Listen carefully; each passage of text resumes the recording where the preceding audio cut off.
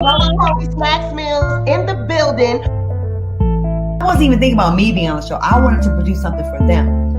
Cool celebrity. Like if I went to the mall and stuff, people like, oh, The thing was, I didn't even know that anybody ever thought I was ugly. We look like twins almost. Okay. She really wouldn't be able Covering any more subjects related. So that's why you got the raw reaction. This is pathetic. It's pathetic.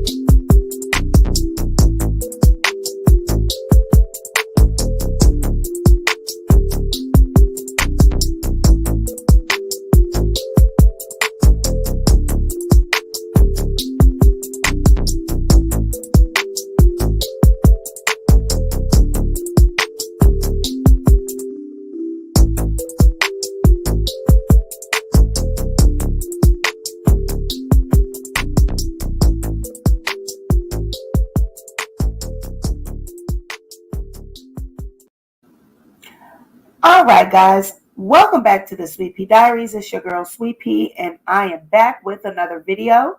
If you are a returning subscriber, welcome back to my channel. And if you are a new subscriber, welcome to the Sweet Pea Diaries. Be sure to like this video, share the video, but most importantly, be sure to subscribe to the channel. All right, who do we have in the chat? We got Monica, Marie Johnson, T the Goddess, Tammy Will 1, Schemo Holmes, Jasmine Barnes, Vanderveer, Deborah Smith, Jerica James, Queena Bonita Bocasas, Who But Me, Jazz, and Only One Shamari. And Only One Shamari, girl, you got it right. They do have it on notification. People that hate me and they be hitting the down and the dislike before I even get started, yes, it is because they are subscribed. And Schemo, don't I got you, boo. Directly after this, because I'm already on Pacer, I will be taking care of that as soon as I get off this live. But yes, that is exactly what they do. They have this shit on alert. They are subscribed to my channel. Yes, they are subscribed. They know when I'm going live before I even know that I'm going live. It's the stalker energy for me. I never understood that. I cannot stand people that I don't like. I can't stand to hear the motherfuckers. I can't stand to look at the motherfuckers, let alone watch them succeed. Bitch, it must feel, I'm almost at 10K. You must feel like shit watching me win. You must feel like shit watching me win. Yes, they are obsessed. That is exactly what it is. Exactly. Who subscribes to people that they don't like? But girl, give me the like, give me the subscribe, go on, give me the week, go on and give me the goddamn view. But I did want to let everyone know, we put up on the community tab. So if you do not know, if you see this banner that is scrolling at the bottom of my screen, it says Tasha K versus Cardi B mock trial. To participate, that's the email. Tasha K versus Cardi B at gmail.com. Now, what this is going to be a reenactment of this trial. We are going to do this trial live. All right. We're going to use the court documents. We're going to use everything that we have at our disposal. And we're going to recreate this lawsuit. All right. So we have the directions on how to apply on the community tab. All right. All of this is going to be done live. Okay. We need 4 people for Cardi B's team, and we need 4 people for Tasha K's team. We also need 10 people for the jury. All right. We're going to do it right. We're going to do it fair. We're not going to just because we have our faves. No, we're going to do this right. I have questionnaires for each role. I have a questionnaire for Cardi B team. I got a questionnaire for Tasha K team. And I have a questionnaire for the jurors. So going over there to the community tab, read that. If you would like to participate, there is a monetary compensation involved. If you win, the team that wins, they get a larger compensation. But the jury, they get a compensation just for being on the jury. So going over there to the community tab, take a look at it. If you're interested, follow the directions and email Tasha K versus Cardi B at gmail.com and email exactly what I say in the community tab. Email that, and then the schedule is actually there. So everything is there. Everything you need to know, it is on the community tab. I'm going to do a little commercial for it and run that probably over the next week so that you guys can hear it verbally and you have like some pictures to go with it or whatever. But I'm going to do a little promo for it as well. That will run on our community tab and it'll run on Instagram as well. Okay. So yeah, get it popping, y'all. Get on over there. Send me those emails and let's have fun. It's going to be so great. I'm going to be able to run all of this at once. We're going to be able to do it all virtual. It's going to be live. People are going to be able to see all of this happening. It's going to be great. It's something that has not been done on YouTube before. I've never seen a content creator do anything like this, so I'm trying to pull it off. So please, you guys, help me pull this off. Send me some emails. Let's get it. All right. Now, we're here covering, the Pettys and Jennifer Hough. We all know that Jennifer Hough has a lawsuit against the Pettys for harassment. She's saying that they are harassing her indirectly and directly. Nicki Minaj and their goons, Kenny and their goons. She is suing for the situation that happened between her and Kenny back in the 90s. And so we've been following that case. We've been picking apart the lawsuit. We've been picking apart as we get updates. Well, we know where we're at right now. They were late in filing an answer. Kenny and Nicki Minaj, they were late. They had until October 6th to file an answer to the lawsuit. They did not. They didn't file an answer. Nicki didn't really file an answer. She just sent her lawyer down to the courthouse and filed some type of motion stating that she's going to be late, whatever. Jen filed a judgment by default with the clerk. One of them was approved and one of them was denied. Now, it wasn't actually, the one that she filed against Kenny was not actually approved. It was issued by the clerk. Now, what these are not judgments that are issued by the judge. Judgments for defaults are certificates. And all these certificates it's basically an acknowledgement. It's basically a receipt that says the party responded to the lawsuit late. They never either they never responded or they responded late. So you enter that in and you're supposed to be able to win your lawsuit by judgment automatically. You're supposed to be able to issue that to the clerk. The clerk issues that document, and you're supposed to be able to turn that into the judge and win your case. But it didn't happen like that. Okay? So where we find ourselves at right now is that Jen is basically both of the defaults that she entered in for Nikki and Kenny. They're basically both, we're waiting for the judge. We're waiting to see what they're going to do about them. So Kenny has responded, just like Nikki had responded to Jennifer's request that she get the certificate of default against Nicki Minaj for being late.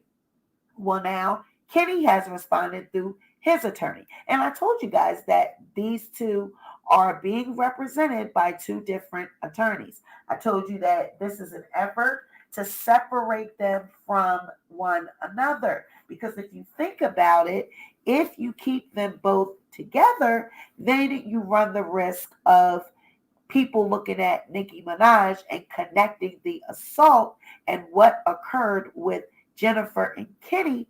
You run the risk of putting Nikki in with that. So if they separate her from that and put her with her own lawyer, put Kenny with his own lawyer, then she stands a better chance of looking like she's standing alone. So I never seen a married couple or people that are supposed to be married. Why would they have two separate attorneys? So that's, like I said, that is some type of strategy. It's it's their defense. So when you pay lawyers, that's what their job is to do. Their job is to come up with a defense. Their job is to come up with a strategy. So we can't hate on them. We can't blame them for doing their job. I mean, that's what they're there to do.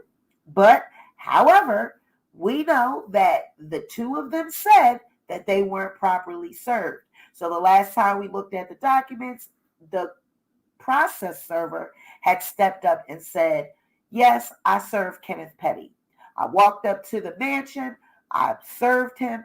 I spoke to the security guard who told me Kenneth Petty was in the home.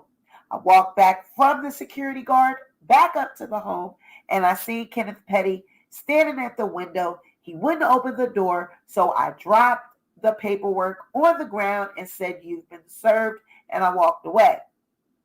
Well, Kenny is still insisting that he was not served. He did not see anyone. He was not there. He is insisting that this process server is lying. Okay? So that's the document we're going to get into today, ladies and gentlemen. We're going to get into the document and the declaration of Kenneth Petty, who is saying that the process server did not serve him. He was not at that home.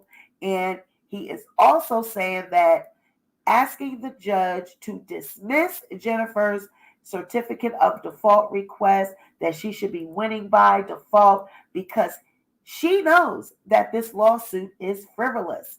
He said that she knows she cannot win any other way other than to ask for this to be dismissed. So he's asking that the court do not entertain her request for dismissal. He says this lawsuit is meritless.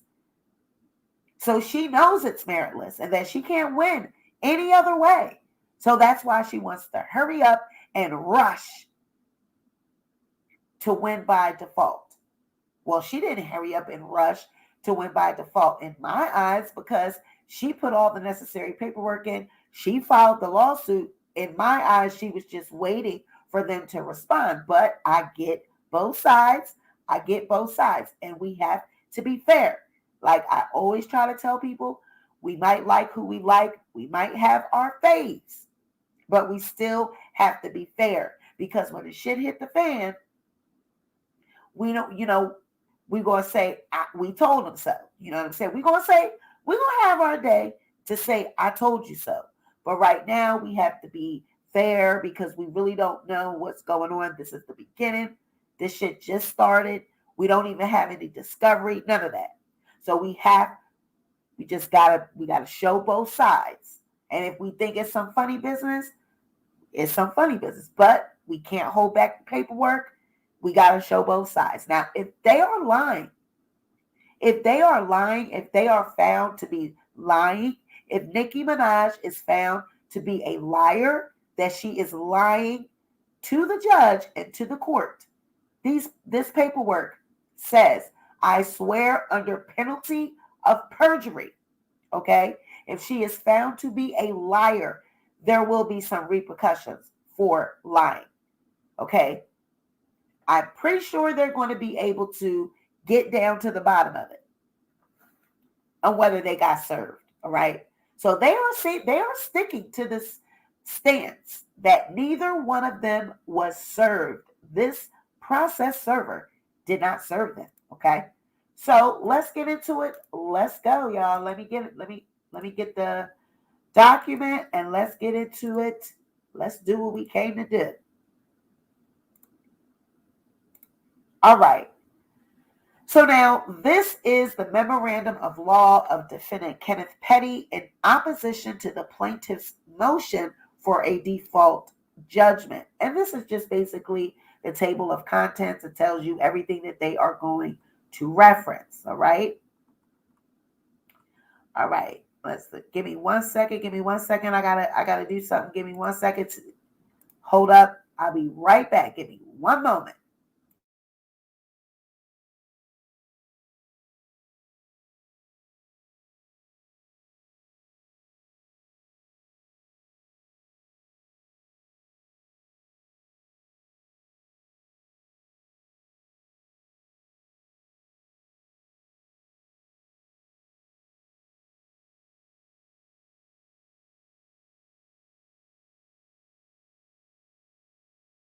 And you guys, I told you guys last week that Diaz takes his job seriously, and Diaz would not lie. He would not be the type of person to lie and say that he completed a job if he did not. Y'all was telling, don't do Diaz because I said Gablon, I know I served him. I know I did. I know I saw Mr. Petty. Gablon, I know I saw him. You're not going to do me like that, Holmes. You're not. I know I saw you, Gablon. And y'all told me, Sweet Pea, stop it. Y'all not going to do Diaz. Now, you see, he tried to throw Diaz under the bus. He is insisting that Diaz did not serve him. Okay? So that's what we sticking to. That's our story, and we're sticking to it. That's basically what Nicki Minaj and Kenneth Petty, they're saying, that's our story, and we are sticking to it. So their preliminary statement, Jennifer Hough alleges in her amended complaint that in 1994 she was R-worded by defendant Kenneth Petty. After remaining silent for over 27 years, plaintiff now claims to have suffered damages and emotional distress from this alleged incident. The explanation for plaintiff waiting 27 years to commence litigation is obvious. In October of 2019, Defendant Petty married co-defendant Onika Tanya Mirage, a.k.a. Nicki Minaj, who is a famous and wealthy musician. Believing that a celebrity with deep pockets who is now married to Mr. Petty would fear adverse publicity, plaintiff is attempting to extract money based on the 27-year-old alleged incident. Now, I'm going to stop it right there. What they're trying to say, they are stating in this paragraph that Jennifer, this happened 27 years ago, and the only reason that she is now claiming to be suffering, being stressed and going through all of the issues and the emotional distress from the incident is because she now knows that Kenny is married to Nicki Minaj. And so because of this, she now feels as though it's time for her to get her justice financially. Because this person has money. And if I allege that her husband did something to me, and if I allege that both of them are harassing me, she's not going to want to argue it. She's not going to want to take it to court. She's just going to want to give me the money because she's so rich and she's so scary. Now, Nicki Minaj is not scared of anybody, okay? The fact that they would even try to insinuate that Nicki Minaj is scared of anyone, use a motherfucking lie. Nicki Minaj was just out in the streets with the gang members. She's not scared of anybody. So to insinuate that this girl would have just gave money because she's rich, oh, how would you know that? How would you know that someone would just give money? Stop playing with us. Nicki is the goon. Tukun. They came in and then we didn't know what to do. We was tutu. They laid us down. We didn't know what to do. They laid us down. We was tutu. She ain't scared of no goddamn body. So you're not going to play in our face like that, okay? Plaintiff's improper rush to obtain a default judgment demonstrates that the plaintiff is well aware that her claims lack merit and that the lawsuit is motivated by Mr. Petty's recent marriage to a celebrity deep pocket. Now, they keep saying that Nikki's pockets is deep. Okay, I need to see how. I don't believe that. Maybe they used to be deep, but I don't know. I don't know if they that deep. I don't know. But they supposed to be deep. All right. But Nikki do got money. Okay. She does have money. And this is what, but see, Jen had to know this. That if you're going to go there, you were going to sue them. This was going to be the narrative. So you better be built for tough because this is going to get ugly. This is just the beginning. This shit going to get ugly. It's going to get ugly real fast because I'm watching how it's going now. And it's going to get ugly real fast for Jennifer. Plaintiff's improper rush to obtain a default judgment demonstrates that the plaintiff is well aware that her claims lack merit and that her lawsuit is motivated by Mr. Petty's recent marriage to a celebrity deep pocket. Indeed, on October 11th, 2021, just 5 days after the date by which Mr. Petty and co-defendant Ms. Farage would have been required to respond to the amended complaint if they had been properly served, which they were not, plaintiff's counsel filed a request for a certificate of default from the clerk of the court. Although Ms. Farage's counsel requested that plaintiff's counsel withdraw the request for a certificate of default and agree to a reasonable extension of time to respond to the amended complaint, as such extensions of time are normally granted in litigation. Plaintiff's counsel refused. As a result of plaintiff's refusal to abide by the common courtesies normally extended in litigation, the instant motion and defendant's simultaneous motion for an order vacating the certificate of default against defendant and permitting defendant to respond to the amended complaint are necessary. So basically what they are saying here, what they're saying is that Jennifer wanted to win by default. Usually, if a person does not respond to a lawsuit in the amount of time that it was supposed to be responded, okay, usually the appropriate action is that a default of judgment is entered.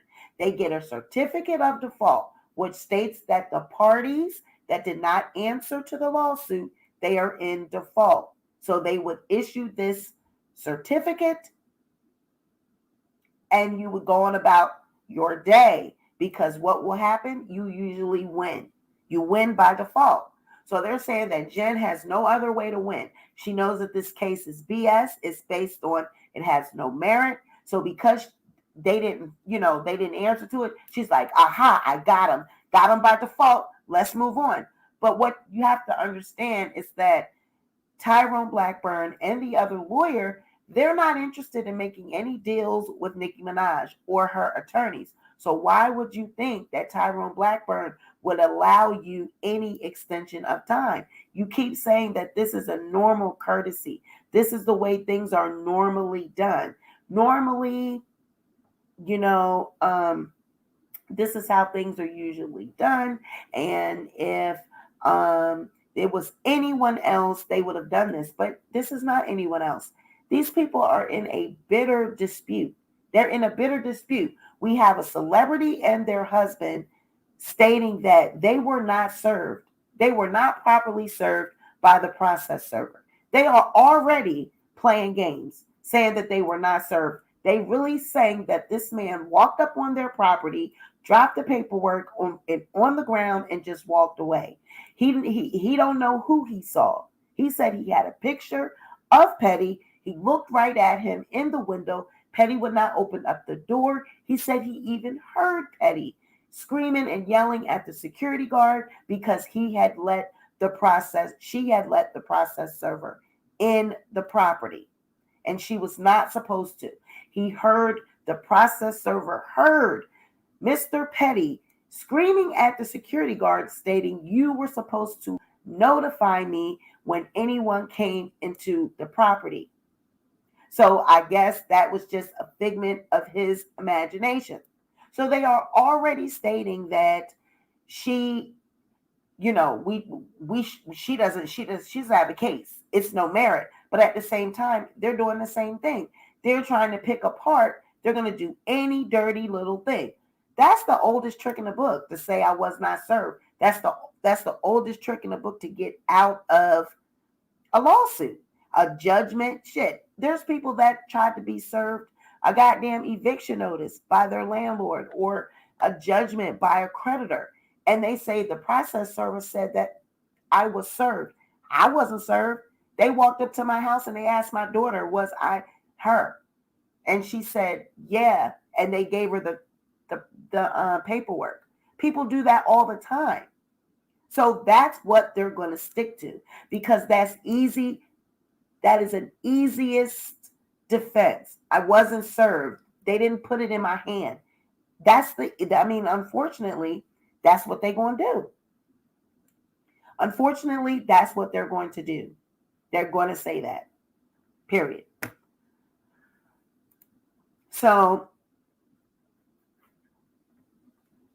plaintiff's motion for a default judgment itself also demonstrates that the plaintiff's lawsuit is motivated by Mr. Petty's recent marriage to a wealthy celebrity. Now, how many times are we going to say that? We done said that 4 times. This bitch ain't that goddamn wealthy. Goddamn. We done said that over and over. Although the instant motion seeks a default judgment solely against Mr. Petty, the majority of the allegations discussed in plaintiff's motion papers are solely related to Ms. Mirage, and Ms. Mirage is the target of this lawsuit. That's absolutely false. That is not true. This mostly the entire lawsuit, all of the paperwork is more geared towards the 1994 occurrence. That is the basis for this lawsuit. The 1994 occurrence, wanting him off of the registry. And so the harassing and the threatening and going through different channels to try to get her to recant her story. This is all largely based around Mr. Petty. It is not based around Miss Mirage. Miss Mirage interjected herself into this. She interjected herself into this. So this suit is largely based on Kenneth Petty. That's not true. That's just my observation. My observation is that we spend a lot of time with this lawsuit. A lot of it is hinged on the 1994 occurrence. We spent a lot of reading on what happened in 94. We went through the whole entire incident. So they can't say that a lot of this, they're mentioning Nicki Minaj, because that's not true. That's farthest from the truth. As in further discussed below, the defendant has demonstrated that there is good cause to vacate the certificate of default and deny the plaintiff's motion for a default judgment for numerous reasons. First, service was not properly effectuated on defendant. Plaintiff's motion papers conclusively demonstrate that the affidavit of service concerning the purported service on defendant was false. Although the affidavit of service states that Mr. Petty was personally served, plaintiff's process server, Robert Diaz, states in the declaration of Robert Diaz, sworn to on October 27th, that he left the documents he served outside the front of the door.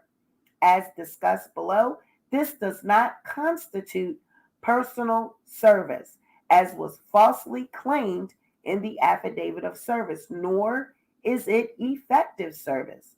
The failure to properly serve defendant in and of itself requires not only denial of plaintiff's motion, but also dismissal of this case.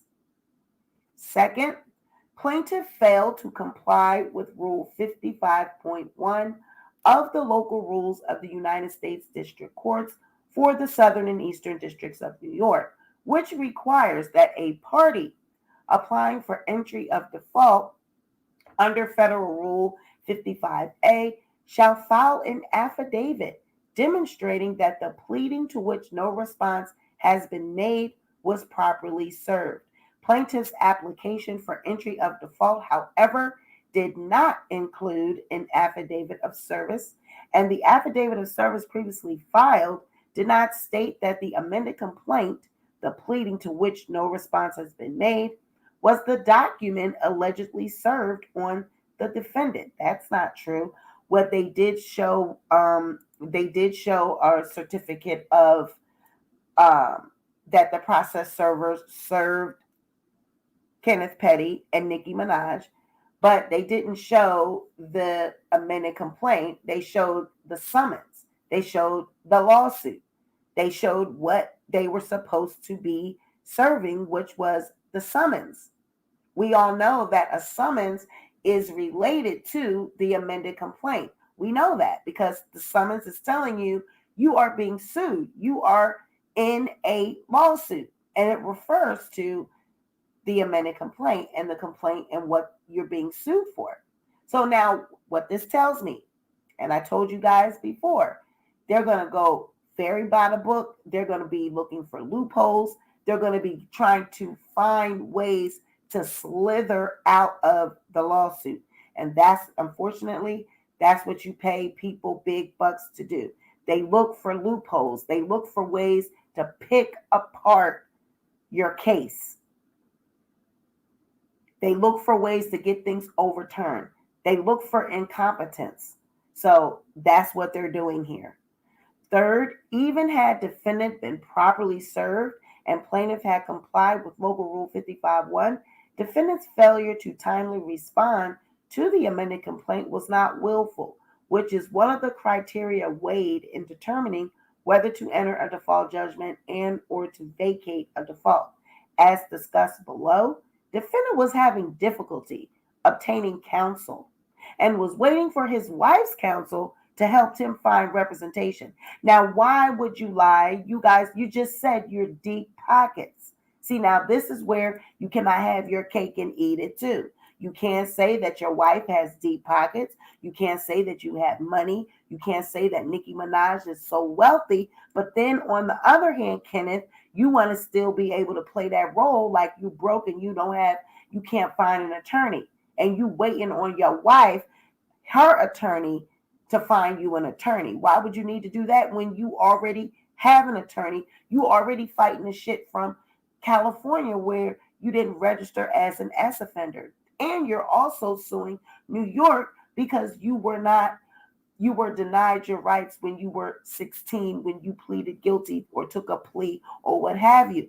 So you got lawyers on top of lawyers on top of lawyers. And you guys are wealthy. You're married to a deep pocket celebrity now, is what you continue to say in the brief. So I don't understand why you want to be able to say, one hand, I'm broke, I got to wait on my wifey to find me a lawyer, but then your wifey is so rich and got deep pockets that Jenna just wants to use this lawsuit to get money and extort money. It makes no sense. Contradiction. Through a miscommunication between defendant's wife and her counsel, this was delayed. In addition, that defendant sought to vacate the certificate of default 6 days later after it was entered further demonstrates that his failure to respond to the amended complaint was not willful. So what do you call it? You're able to be on the internet. You're able to be on Instagram. You're able to be out here threatening people. And still, and yet you can't pick up the phone and call an attorney that you already have on retainer and say, hey, I have this other lawsuit that needs to be handled. Y'all don't even gotta go there. Y'all don't even have to. You don't even have to meet with the attorney. You got deep pockets. You're rich now. That's what rich people do. You have to understand how to play the game now, or do you already know how to play the game? You're not a guy. You ain't new to this. Kenny is not new to this. He knows exactly how to play the game. He already know what he got to do with lawyers and lawsuits. He's not slow. He's not wet behind the ears. He's been involved with the law. He's a very experienced when it comes to these things. So I don't want to hear that. You cannot give me that it was not willful. It was not intentional. You couldn't. It was miscommunication between the defendant's wife and counsel. That's bullshit. Nicki Minaj found out about this lawsuit on September 22nd, like she said. In her deposition, she said, in her declaration, she said that she found out about the lawsuit on September 22nd. She reached out to her and reached out to friends and people to find out if they can tell her of an attorney she could use. She was then put in connection with Mr. Bernstein. Mr. Bernstein spoke with her, and after speaking with her, she told him to get with her manager. And he didn't, I guess it was miscommunication between her and him, and he didn't go seek the manager for payment. So she didn't know that he had not been retained. So this is the story. This is how the story goes. But still, and yet Nicki Minaj was just in a lawsuit not too many months prior to this as well. So she doesn't know how to, she all of a sudden doesn't know anything about a lawsuit and doesn't know that she has to follow up through things. She doesn't know that she has to respond to a lawsuit. But you had the paperwork on September 22nd. So if the process server did not serve you on the 15th, you weren't properly served. Where did you get the paperwork from in order to know about the lawsuit that you spoke with the attorney about on September 22nd? Where did you get that from? I mean, if we're going to pick apart Jennifer's side, we got to pick apart Nicki's side as well, okay? There's holes in everybody's story. Everybody's story, each side, you're going to be able to pick apart each side, okay? Fourth, defendant has Meritous defenses, another criteria weighed in determining whether to enter a default judgment or vacate a default. As discussed below, in 1994, defendant was convicted of the attempted R of plaintiff, yet plaintiff claims to have been R'd by defendant. In the declaration of Kenneth Petty sworn to on November 5th, 2021, Mr. Petty denies the allegations that he R'd the plaintiff, as well as all of the other material allegations. In addition, many of plaintiff's claims are time barred and are not legally cognizable. Further, there has not yet been any discovery in this action, and discovery may demonstrate the existence of additional defenses. Fifth, plaintiff will not suffer any prejudice if the default is vacated. The most important criteria weighed in determining whether to enter a default judgment or to vacate a default. As default is relatively recent, there cannot be any reasonable claim that evidence is now unavailable or that the plaintiff's ability to prove her claims has been hampered, which is required to demonstrate prejudice. So what they're saying is this can be vacated because she can still prove her case. Her case has not been hampered. Any of her evidence has not been hampered by Kenneth Petty not responding to this lawsuit on time. You have to demonstrate that by this person, a default of judgment being filed against them, if you were to take that back, you would not be able to prove your case because your evidence is now somehow unavailable and it's been hampered. So they're saying because this is the beginning and we haven't even produced any discovery, we can go ahead and just vacate this and it would not affect anyone, and let alone it affect the plaintiff. It would not affect her in any way. So go ahead and just, dismiss this. Don't entertain it, vacate it. Mere delay is insufficient to establish prejudice. Plaintiff's claims of prejudice impermissibly rely on speculation as to the potential future events which may or may not occur. Such speculation does not and cannot demonstrate prejudice as a matter of law. For any and all of the reasons discussed above and below, plaintiff's motion for a default judgment should be denied. The default should be vacated, and defendant should be permitted to respond to the amended complaint. Summary of the facts. Certain of the relevant facts are discussed below, but to avoid undue repetition, all of the relevant facts are not set forth herein.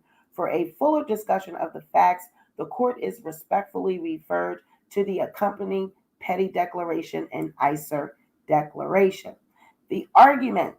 The Second Circuit has made clear its preference for resolving disputes on the merits. So now they just start citing other cases when declaration of when the certificate of default is vacated and for what reasons, and when it's granted and for what reasons. So they do all of that. So they're really here. They're just trying to make their point and make their case as to why this should be vacated and it should not be allowed, as to why the default judgment should not be entered. So that's what this briefing is for. So now we're at the points. So point 1, a default judgment should not be entered due to deficient service. Plaintiff's motion should be denied because the defendant was not properly served with process. In the affidavit of service previously filed with the court concerning service on defendant, the process server claims to have personally served the summons on the defendant. In the Diaz declaration, the process server now states that on his second attempt to serve the defendant made the same day as the first attempt, he left the documents outside the front of the door at defendant's California residence. This is not personal service or effective service. So now here is the federal rule when serving an individual.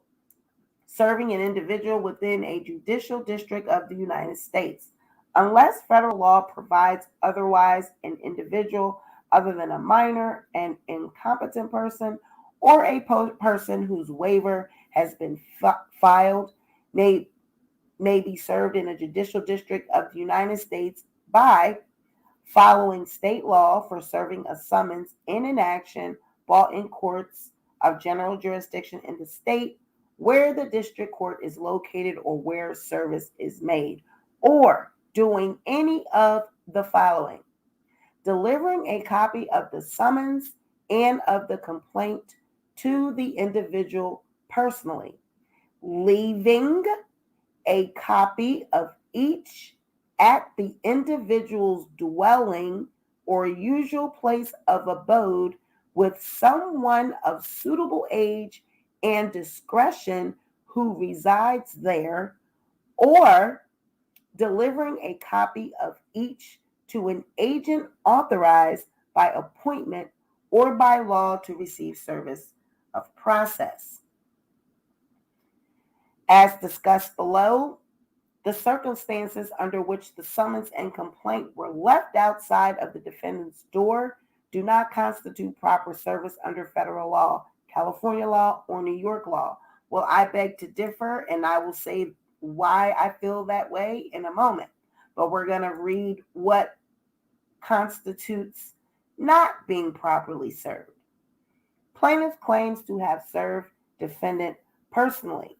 Now, when you're saying that something has not been effectively served, the rules for that, well, let's see.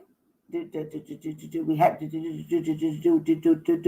rules for that, or do we just have a bunch of their rationalization? Because see, the clear rules for serving was copied and pasted. Now I'm trying to find not properly served. All right, well, we're going to have to read all these paragraphs because we need to get the law. We need the law. We need something to support this. So to effectuate such personal service by leaving the summons and complaint on a defendant's doorstep, there first must have been several attempts to serve the defendant, demonstrating the defendant's intent to evade service, and verbal proximity between the process server and the defendant, neither of which occurred here. That's incorrect. He said that he came, was his second attempt. Several is not a specific number. Several could have been more than once. Several means more than once. It doesn't have to be 7 times. Several is just a word. It's a plural. It's a plural word. It means more than once. So if he came, this was his second time, he can constitute that as several. And like he said, he heard Kenny screaming and hollering at the security guard. And he seen that Kenny was trying to evade being served. He didn't want to open the door. He did not want to take the summons. So he looked at him and sat it on the ground and said, "You've been served." And by these rules, he was allowed to do that. B right here says leaving a copy of each at the individual's dwelling or usual place of abode with someone of suitable age and discretion who resides there is permissible. So he did properly serve Kenny. Okay, it says right there that he is allowed to leave a copy of each at the individual's dwelling or usual place of abode with someone of a suitable age. And he's stating that the person that he looked at was Kenneth Petty. Kenneth Petty did not want to reach out and put that in his hand. He didn't want, because he knew he wanted to be right where he is right now. He wanted to be able to dispute the fact that he had been served properly. If he don't take the summons, because this is what Black people think all the time. If I don't take the paperwork, if they don't deliver it right in my hand, I can lie and say I can get out of it. I can beat it. I can fight it by saying I wasn't served. And so we can't sit here and act like we don't know how that we try to beat cases, that we don't know that this is what we do. And anytime we sit down with lawyers, and we always have been trying to find ways to beat our case. That's just what we do. So we can't get up here and try to act like we're law-abiding citizens now just because we want to talk about court cases and we want to discuss court documents. Y'all know, even the people out in the chat, even the people in the comments that are catching this replay, you know you done sat down with your baby daddy, your uncle, your cousin, your brother, your father maybe even, and talk about ways to beat a case, talk about ways to get out of something. They didn't serve me. I ain't going to pay this eviction. I ain't going to pay this. Them people ain't served me. They served a neighbor. I'm going to tell them, well, they didn't give it to me. So I could say, honey, I don't live there. You going to make me a lease, Shauna?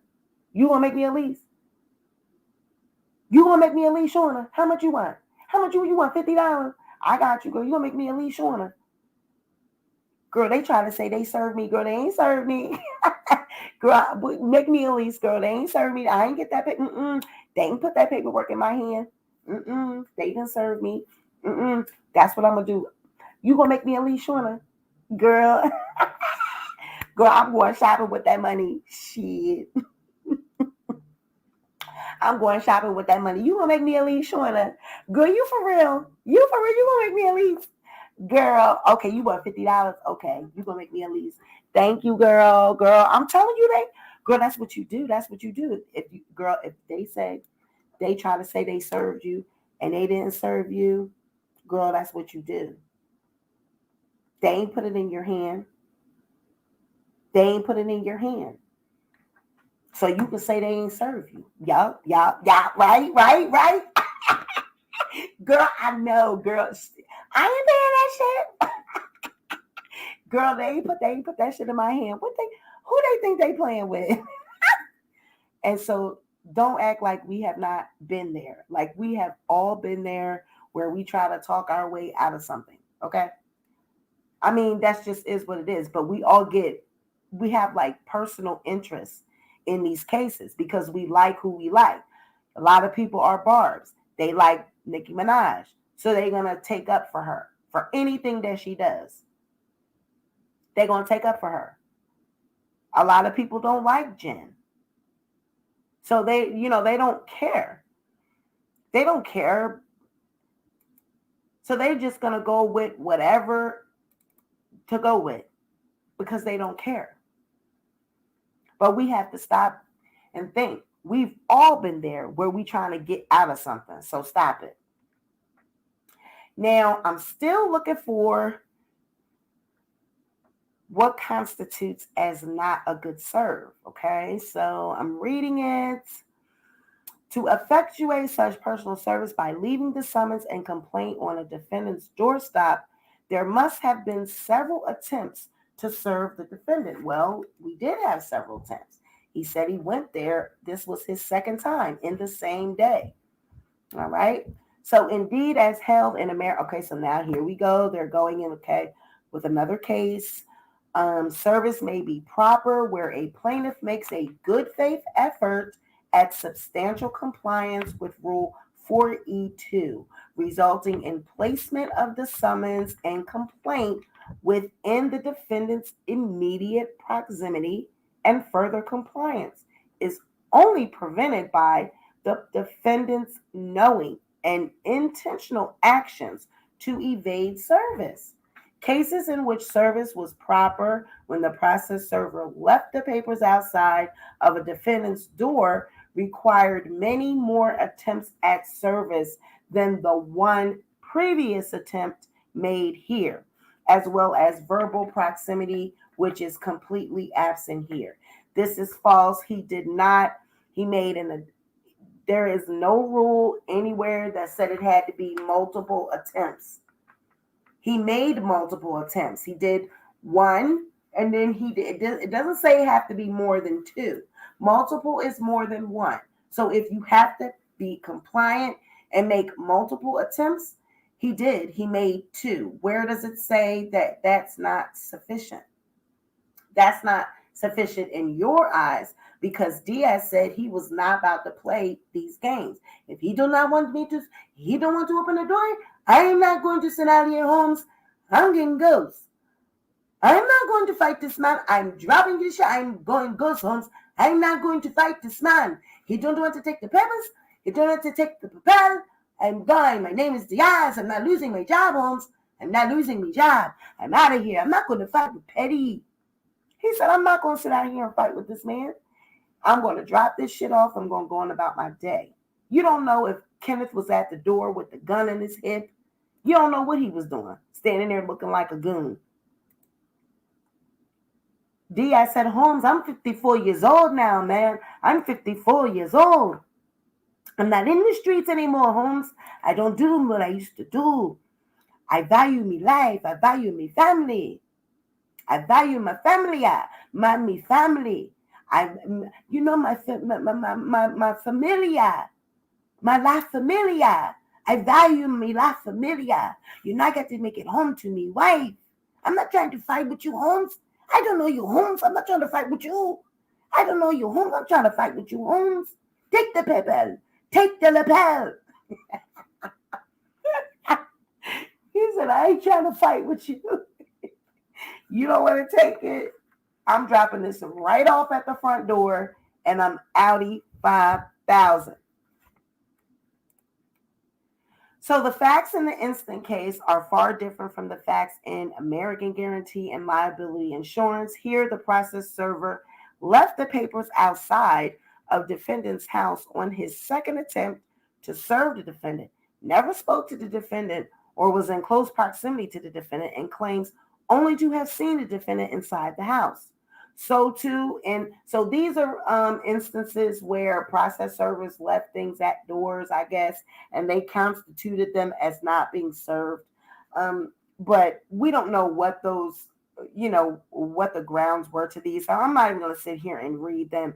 This is what they do. They try to, show examples of what they're trying to get done and what they're trying to say happened when it occurred previously and what the law did. You did it then, you should do it now, that type of thing.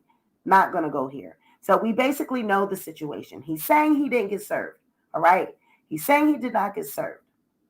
So defendant was not properly served under California law. Now, pursuant to Rule 4E1 of the Federal Rules, service can be effectuated pursuant to the laws of the state where service is made. Plaintiff, however, failed to serve defendant pursuant to California law, where the purported service was attempted. Now, with California law, as a threshold matter, leaving the papers on defendant's doorstep is not the equivalent of a personal service. Under California law, as claimed by the process server in the affidavit of service, the method described as personal service means service that is accomplished by personal delivery of a copy of the summons and of the complaint to the person to be served. If the complaint and summons were personally handed to the defendant, then he could be said to have been personally served.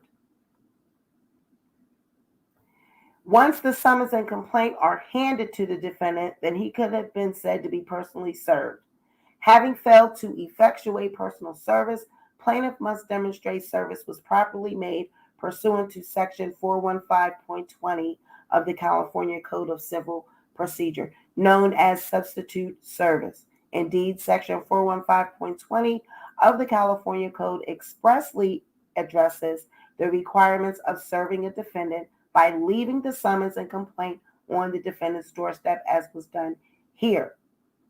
If a copy of the summons and complaint cannot, with reasonable diligence, be personally delivered to the person to be served, as specified in Section 41660, or a summons may be served by leaving a copy of the summons and complaint at the person's dwelling house in the presence of a competent member of the household at least 18 years of age, who shall be informed of the contents thereof, and by thereafter mailing a copy of the summons and of the complaint by first-class mail, postage prepaid to the person to be served at the place where a copy of the summons and complaint were left.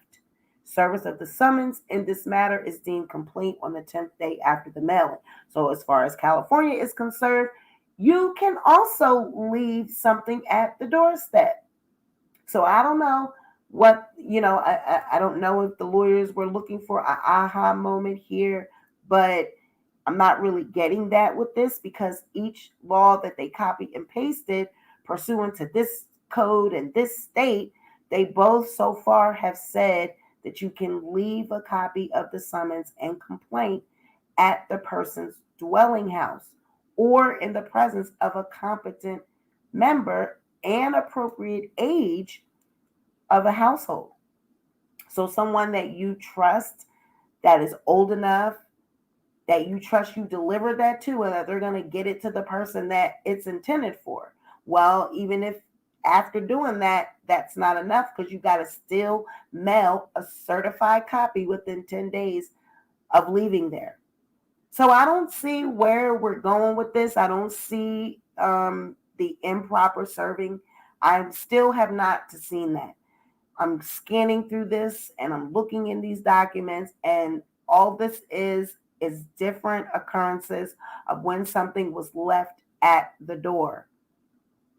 All right. Now they're trying to say with this case here, as in Carnassus, this example was where a process server claims to have seen a defendant in the house, that the defendant refused to open up the door. Now this is similar to the Petty and Diaz encounter.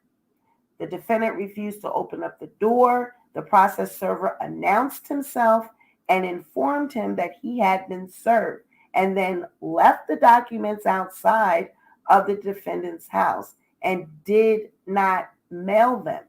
As in Carrasnes, this is not effective service.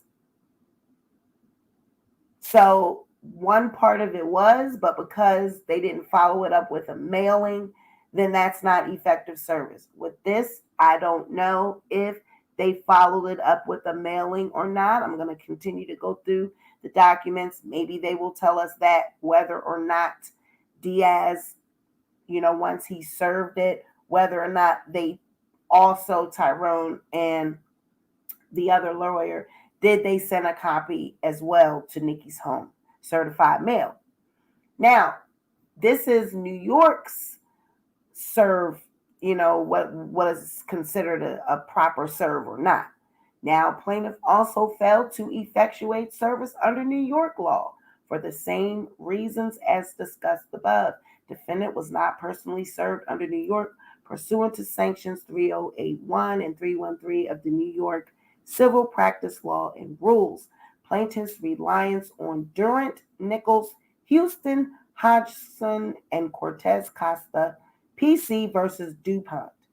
Throwing papers at a defendant's feet when a defendant refuses to take them is not similar to leaving them on a defendant's doorstep because there is no proximity between the process server and the defendant. Here, the process server claims merely to have seen defendant in his home with no proof that defendant heard him announce himself or heard what he said. This is insufficient to effect personal service under New York law. Now, what New York law states is considered properly serving someone is this: where service under paragraphs 1 and 2 cannot be made with due diligence, service may be made by affixing the summons to the door of either the actual place of business, dwelling place, or usual place of abode within the state of the person to be served, and by either mailing the summons to such person at his or her last known residence, or by mailing the summons by first-class mail to the person to be served at his or her actual place of business in an envelope bearing the legend personal and confidential and not indicating on the outside thereof by return address or otherwise that the communication is from an attorney or concerns an action against the person to be served. So now in New York, honey, you can mail a summons or tape it to the door. Honey, New York is ruthless. New York is gangster. They said you don't even have to have a person.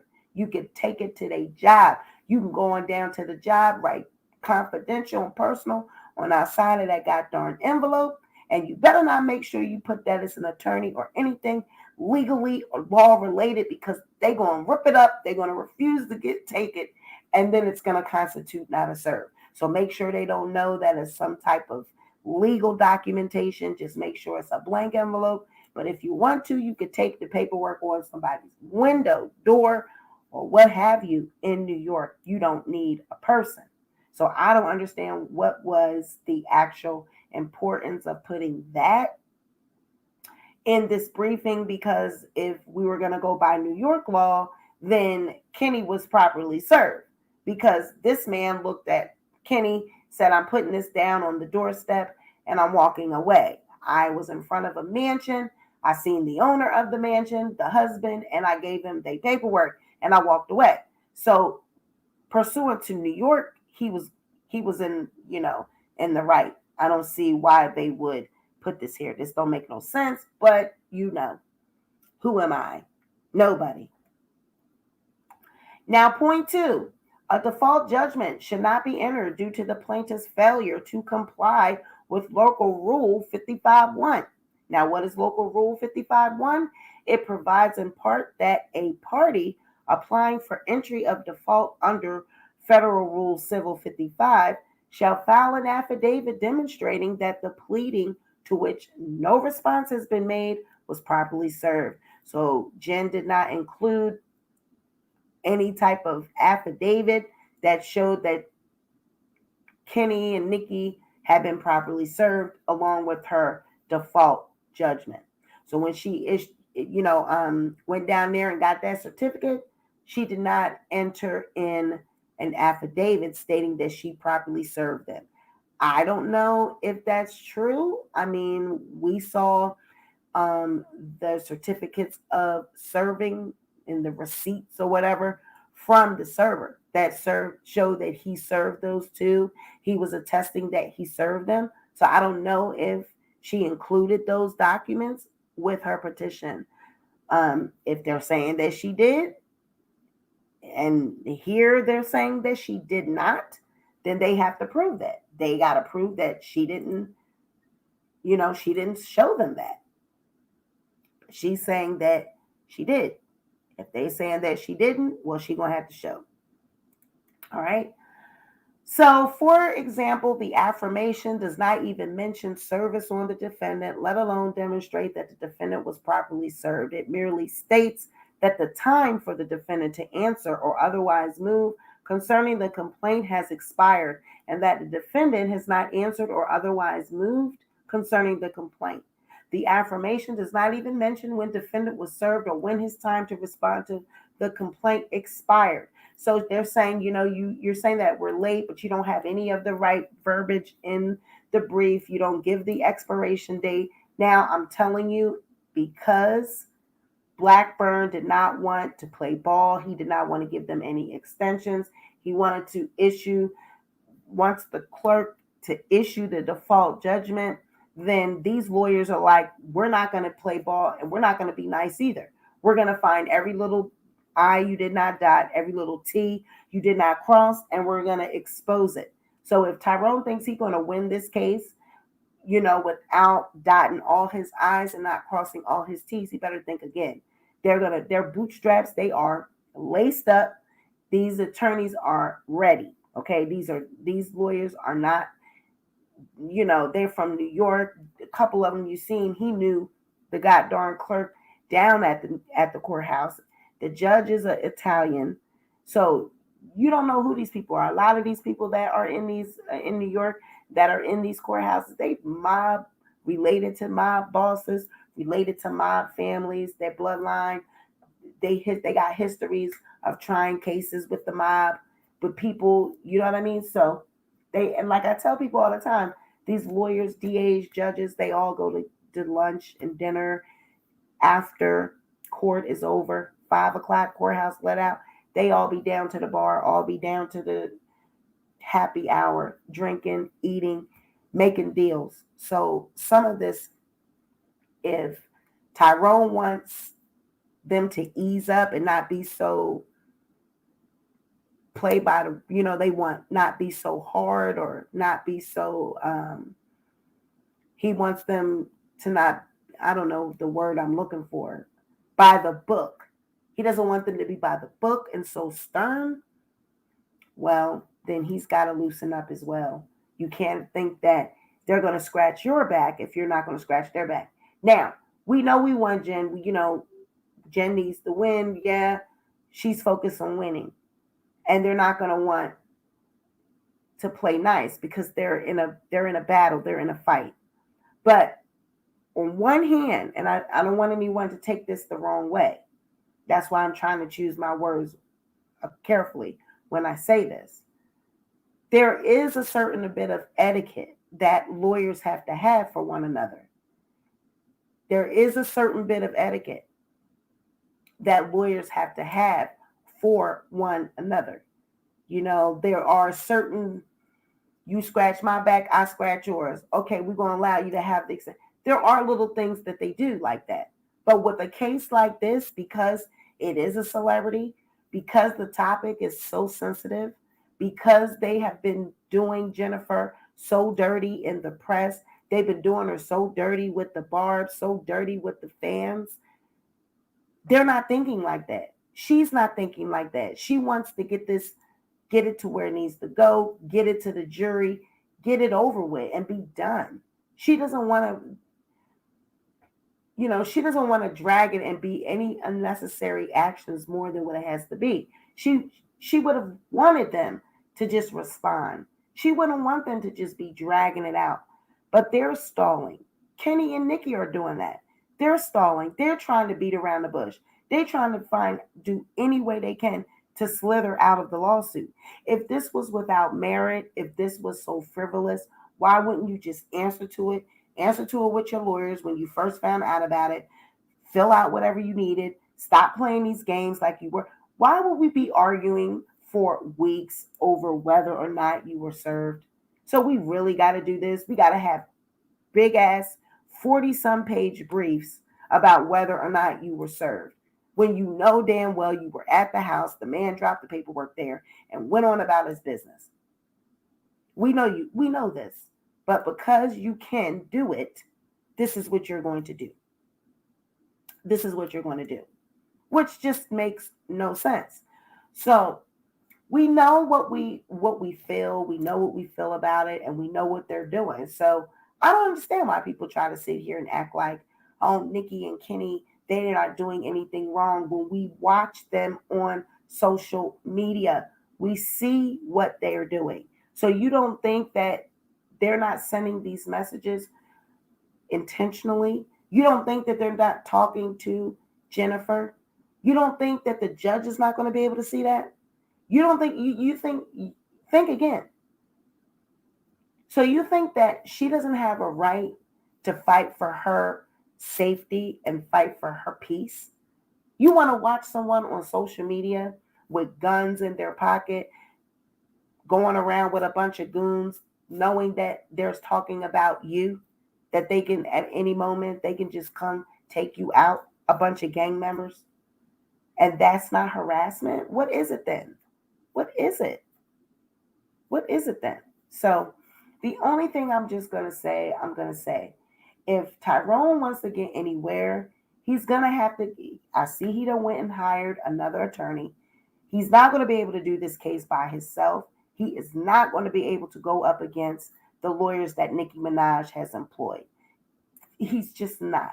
He's not going to be able to fight this case by himself and expect Jennifer to win. It's not going to go down like that.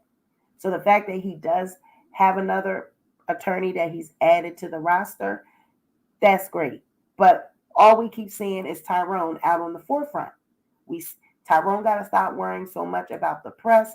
He got to stop worrying so much about looking good and wanting to be in the press for more opportunity. He got to worry about getting this done first. You ain't got this done first. You can't be thinking about the aftermath when you haven't even got Jen out of this current situation. You can't be thinking about where you're going when you ain't even got out of where you're at.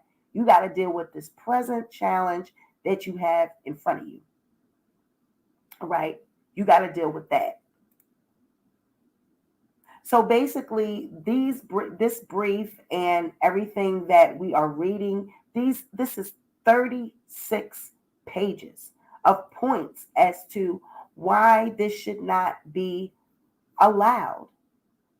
Now, the third point that they are making, he is saying that the court may set aside an entry of default for good cause, and it may set aside a final default judgment under Rule 60B. Accordingly, the default should be vacated not only due to plaintiff's failure to effect proper service and comply with Local Rule 55-1, but also because defendant has demonstrated good cause to vacate the default. Because Rule 55C does not define the term good cause, we have established 3 criteria that must be assessed in order to decide whether to relieve a party from default or from a default judgment. So they're saying that there is a good cause rule that you can demonstrate. If you can demonstrate good cause, then the default judgment can be vacated. So now they're getting ready to demonstrate what good cause actually means. So the widely accepted factors are: 1, whether the default was willful, whether setting aside the default would prejudice the adversary, and whether a meritless defense is presented. Other relevant equitable factors may also be considered. For instance, whether the failure to follow a rule or of procedure was a mistake made in good faith, and whether the entry of default would bring about a harsh or unfair result. I don't need nobody to play in my face. These are just words that you said 2 pages ago. All right. You can make it sound good that this is a whole nother point 3, but this is point 1. I heard this already. These lawyers, they got, a lot of them, they will probably do better in the court of public opinion and do better in general if they would just say what they mean and mean what they say. All this mumble jumble going around in circles, saying the same shit over and over, just using words to fill up papers. You just want 36 pages of nothing. This is nothing. I'm not going to read this shit. This is nothing. because there's basically another excuse as to why it should be vacated. All right. So defendant's failure to respond to the amended complaint was not willful. We heard that again. We heard it before. We're here again. He's saying it was not willful. Okay. I don't need it. The default was due to difficulty in obtaining counsel and miscommunication. This again is about Nicki Minaj and her counsel. Her counsel.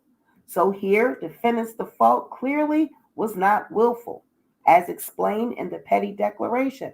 Defendant diligently sought to obtain counsel, but because he is married to a wealthy celebrity, lawyers he spoke with attempted to charge defendant outrageous fees and sought exorbitant retainers, such as $100,000.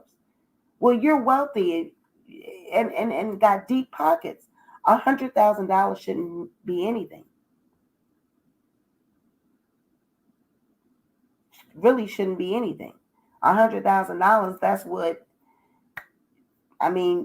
shouldn't be anything. This is being fought out in the press. At the time, defendant's wife, co-defendant Ms. Mirage, also was seeking to obtain counsel and was in the process of retaining Judge Bernstein to represent her in this action. Mr. Bernstein agreed to help defendant obtain counsel, but however, due to a miscommunication between Mr. Bernstein and Ms. Mirage, Mr. Petty and his wife both mistakenly believed that Mr. Bernstein had been retained by Ms. Mirage and was looking for counsel for defendant. That's a lie. You said that you didn't know he was retained. You said that he had not been retained. You said that when you got off the phone with Mr. Bernstein, you told him to contact your manager and set up an arranged payment. And when you got off the phone, he did not do that. So he had not been retained. So which story is it? Which one is it? Because it was my understanding when we read the previous documentation that Nicki said she had not obtained counsel. So, I don't know.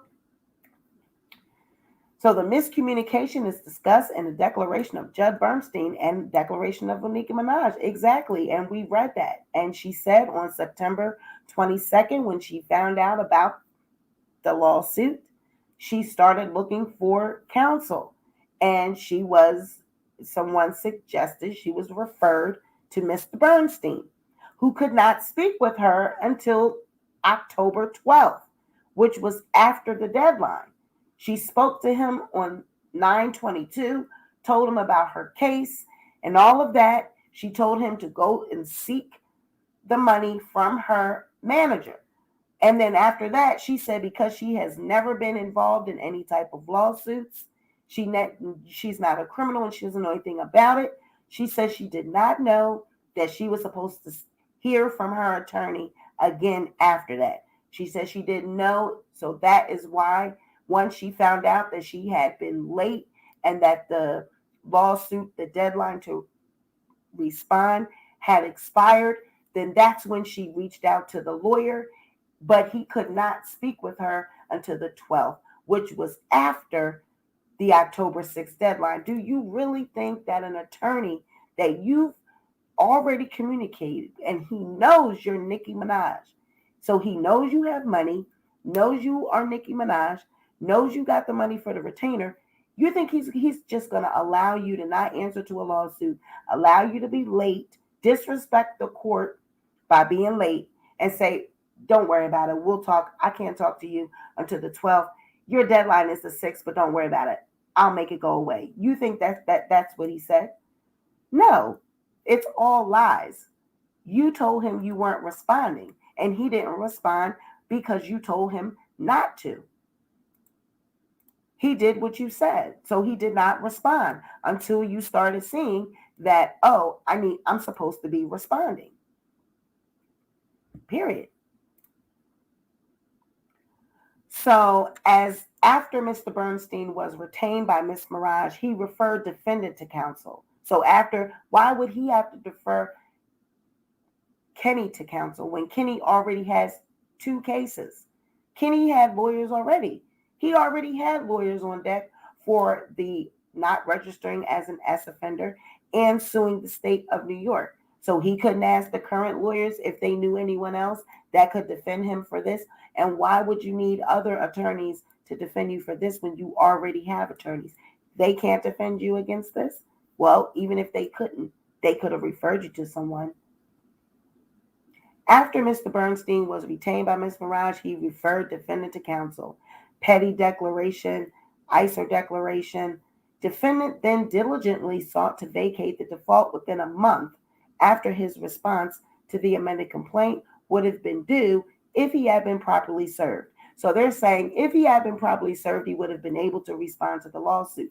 That's a damn lie. You knew that you had to respond to the lawsuit. You guys got it on the 22nd. You said your wife was looking for counsel and it was miscommunication. So all of this just sounds like a bunch of mumbo jumbo. It sounds like words that they're just trying to say to get out of it. But they're going to stand firm on I wasn't served. That's what they're going to stand firm on. They're going to stand firm on it wasn't put in my hand, so I wasn't served. That's what they're going to stand on. So that's basically more of it. It's just them stating that he was looking for counsel, basically just talking around it. Same thing. So based on this timeline, the moving defendants were in default for approximately 4 weeks prior to appearing in this action. Indeed, the moving defendants appeared and cross-moved to vacate the entry of default just 10 days after plaintiff filed its motion to enter default judgment and 2 weeks after the clerk of the court entered the notation of default. Here, the moving defendant's short delay in appearing and making application to set aside the entry of default supports a finding that the defendant's default was not willful and reflects an intent to defend against the action. So they're saying that because once they now all of a sudden found out about this lawsuit, even though they were late and they did not respond, once they did respond, they got on it. They were right on top of it. They showed diligence in answering and responding with motions to vacate this default, the judgment. So that just shows intent. That shows that they are willing to go forth with this lawsuit, and whatever other paperwork is needed hereafter, they're going to be able to fill it out. They're going to be able to do it because they're showing that this was not willful, not answering on time. They didn't do it purposely. So they should be allowed to continue with this lawsuit, vacate the judgment. Michelle Poindexter said, "How do you spell shenanigans?" Ideal Starling said, "If you're able to break down and see the lies, I know the judge will, seeing that they get this type of guilty jargon all the time." Well, we already know that that's what they do with these high-priced lawyers. Their job is to look through and try to find loopholes. And once again, this is another plaintiff argument that the default was willful and it lacks merit. The cases relied on by plaintiff in support of its argument, and he keeps calling plaintiff an it. Jen is a woman, so I don't understand why he is referring to plaintiff as an it. He's saying the cases relied on by plaintiff in support of its argument that the default was willful are distinguished from the instant facts and do not support a finding of willfulness. All of the cases relied on plaintiff concern situations in which the defendant delayed seeking to vacate a default judgment which had already been entered, for which a more rigorous standard is applied and or improper conduct by the defendants, neither of which occurred here. So this whole shit is 36 pages. I'm not doing it. This is just, we all know what it's saying. I'm not going to do it, okay? Just not. Now,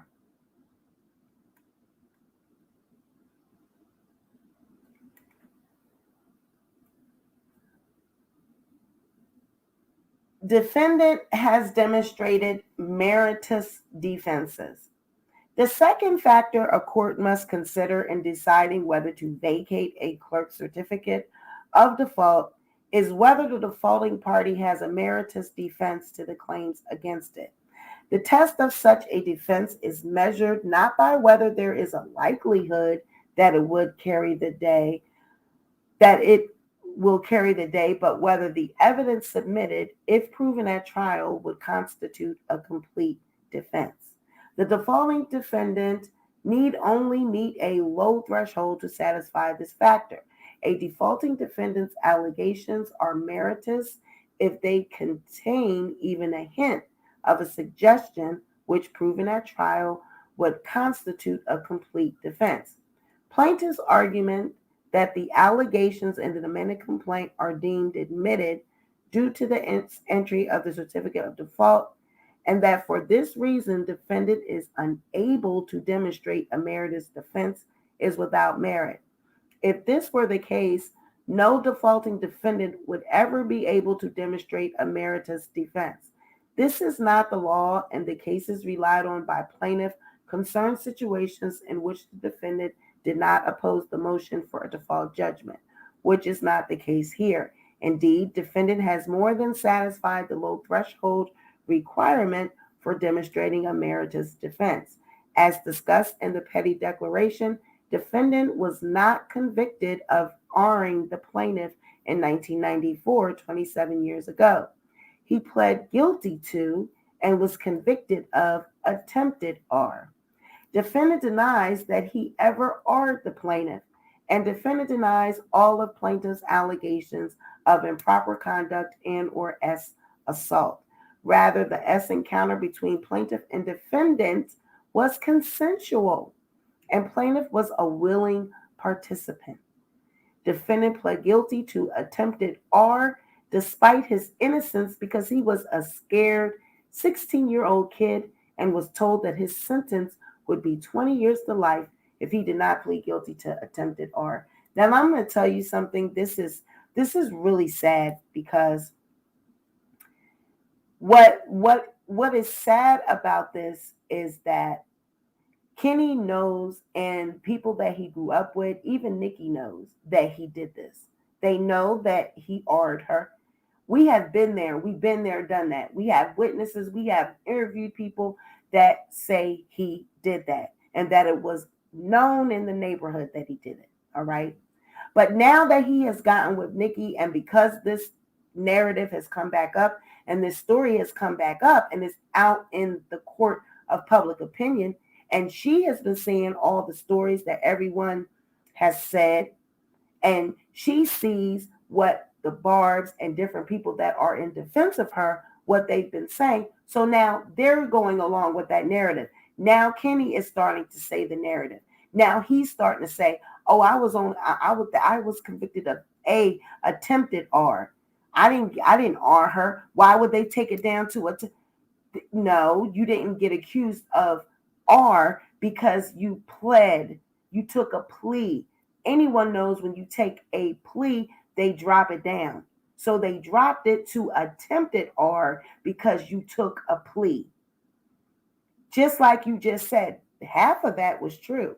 That if you had pled guilty to R, you would have got 20 years. Absolutely.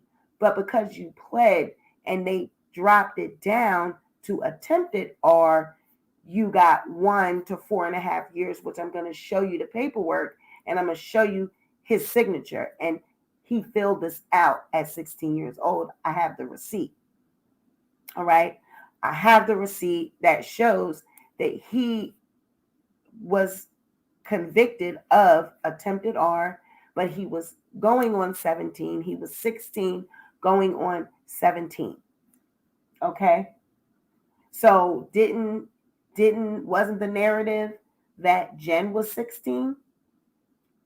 That Kenny was the one that was 15? Well, no, we have the paperwork that actually shows that Kenny was 16. He was 16 going on 17, and they actually wrote it in the paperwork. Okay?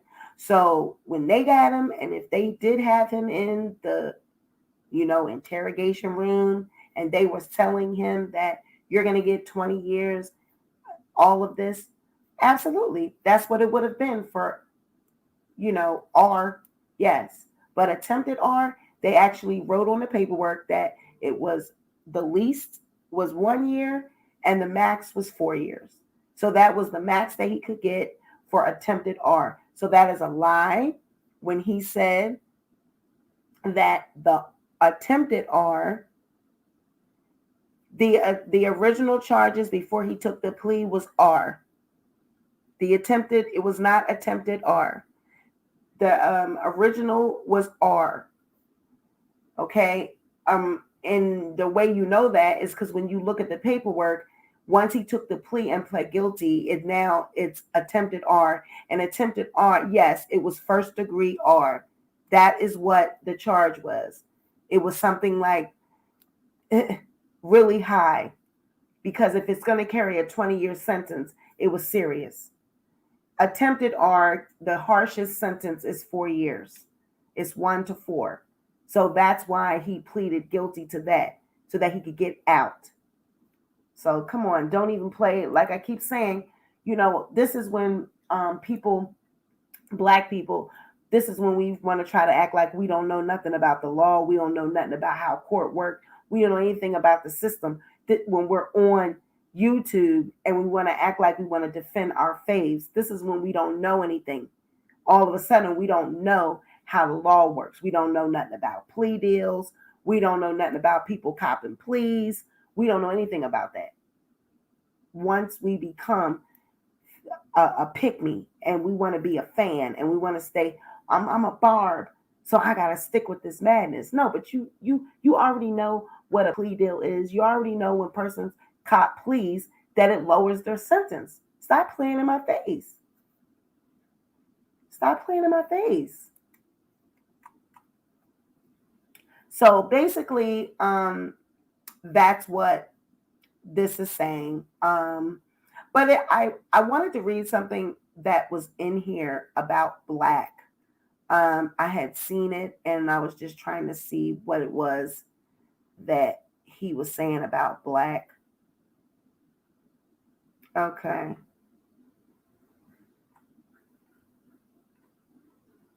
Defendant also has Meritous defenses to all the other causes of action asserted against him. In the amended complaint, plaintiff asserts several causes of action based on claims that defendant intimidated and harassed the plaintiff.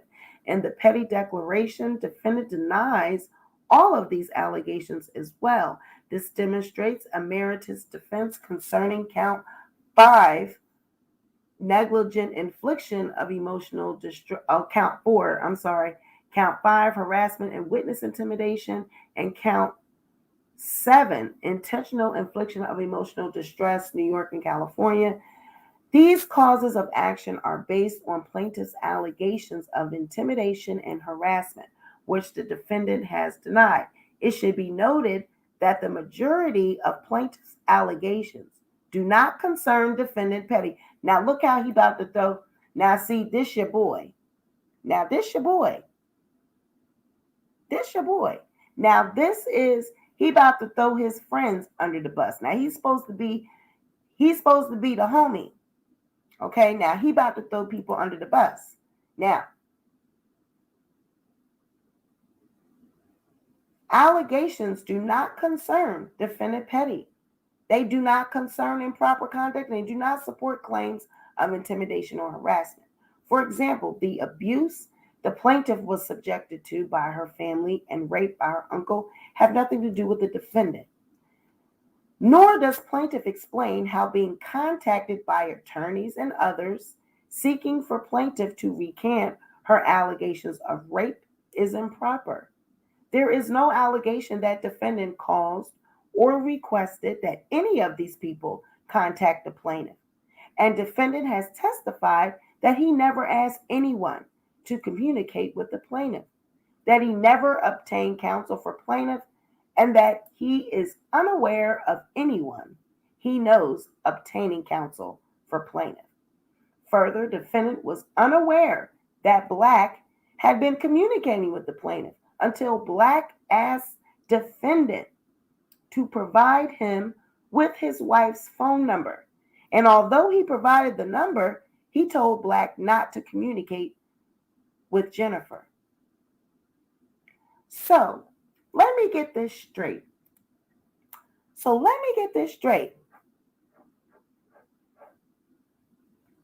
You told Black he could have your wife's phone number. So he just contacted you out of nowhere, asked for your wife's phone number. You told him, here, go her number, but don't contact Jennifer. Huh? Why would another man give your wife's number to another man? Why would you give your wife's number to your friend? For what? Why would another man give another man his wife's number? Your wife is a celebrity that has deep pockets and money.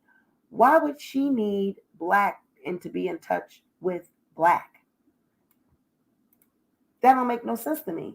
If I was the judge, I would be thinking, but Mr. Petty, why would you give your wife's phone number to Black? For what? What would Black need Nicki Minaj's phone number for? Nicki Minaj is a celebrity.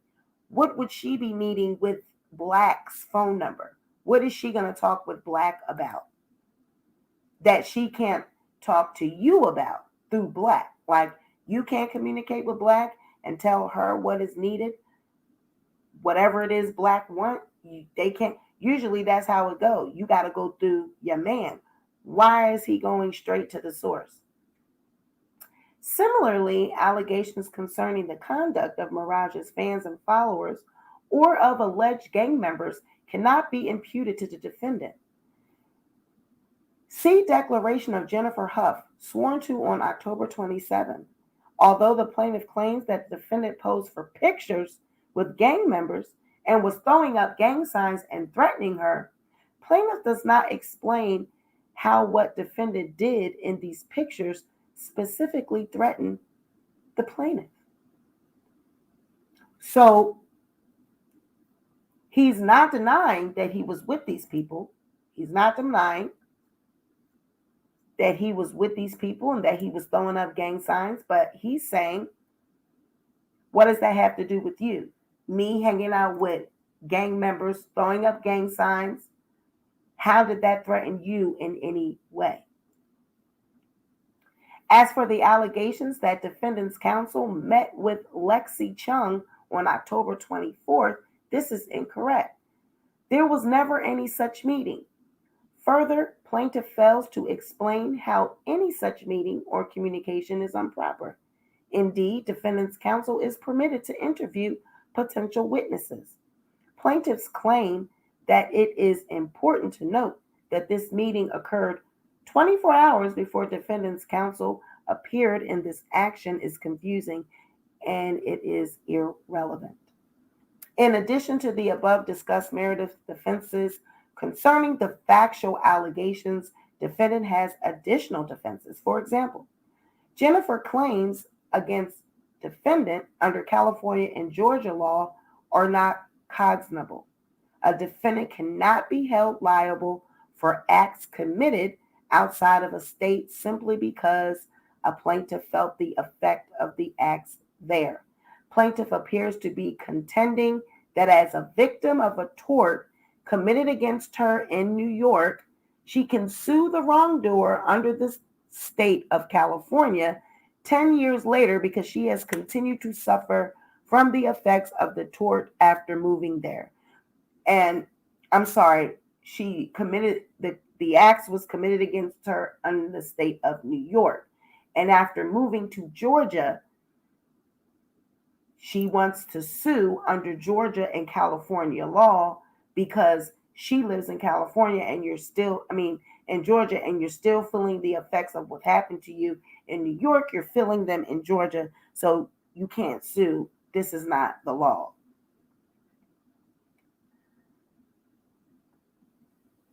As for plaintiff's reliance upon Georgia's harassment statute, there does not appear to be one that gives rise to a civil remedy for damages. Civil liability may only be authorized under a penal statute when the General Assembly has expressly provided for a private right of action in the textual provisions of that statute, not extrapolated from the policy the statute generally appears to advance. For any and all of the above discussed reasons, defendant has demonstrated he has meritorious defenses. So, more and more reasons as to why this should be vacated, and I'm just done with it. You know what I mean? Like, we can go on and on. I'm not doing it. So I wanted to get to the other document. There was one more document, I think, because even with this, okay, so remember I'm telling you guys that Kenny is saying that, the process server did not serve him. He's saying he doesn't fit the description. And he's saying, I don't know who he's saying that he served, because I'm not that tall. That's not my height. And then he goes on to describe his height and Nikki's height. And so as evidence, Nikki and Kenny submit this photo of them saying, this is what they look like. Child, Nikki, girl, that's how you doing. That's how you doing on your day off, huh? Child, Nikki, they took us down. We didn't know what to do. They took us down. We was tuned. Ooh,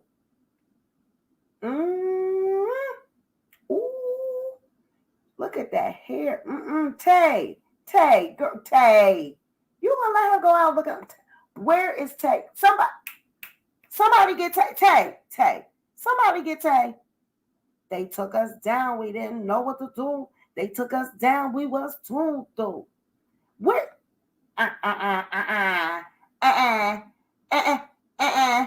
That's not Nikki. Excuse me. Who is that? And who is that greasy monkey? Look at Kenny. He's greasy. His hair is nappy. They took us down. We didn't know what to do. They took us down. We was tuned through. Child. They both look like they need a rest. They need a break. They need a bath. They need a shower. They look like they got it. Who got it? Hey, Zoom. I'm going to go with you. Who got it? Who got something? You know who got something? Who got something? You know who got something? Who got something?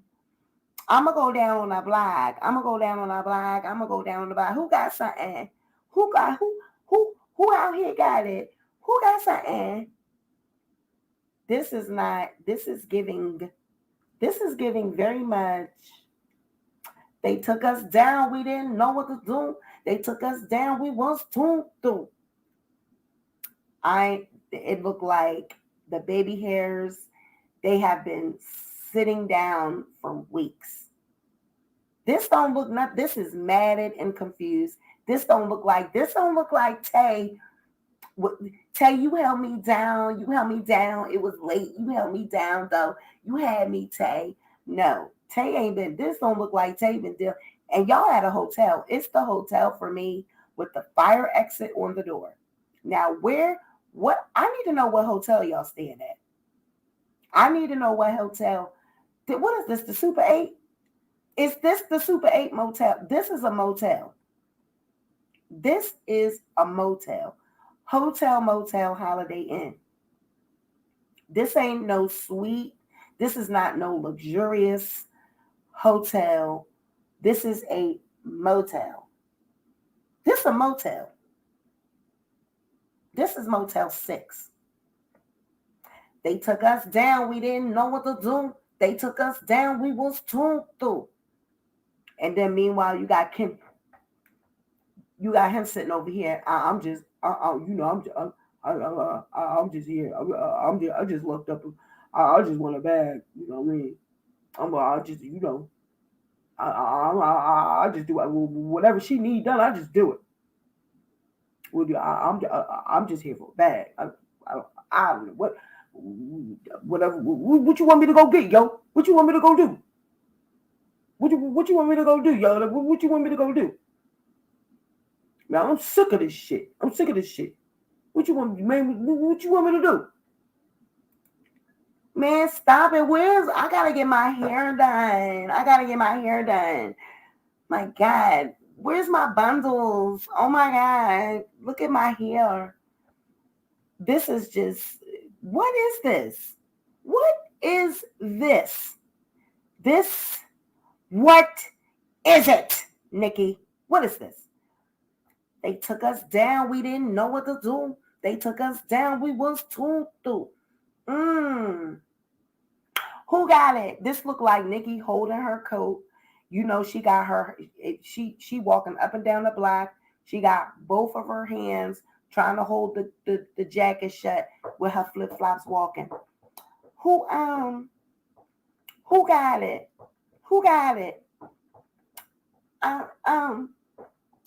I'm good for it. I got it. Let me go to the bank. Let me just give me an 8. I take an 8. Because I ain't really trying to do too much. I take an 8. Let me test it. Can I taste it? Let me taste it. Okay. Oh, all right. They took us down. We didn't know what to do. They took us down. We was tuned through. Yeah, I like that.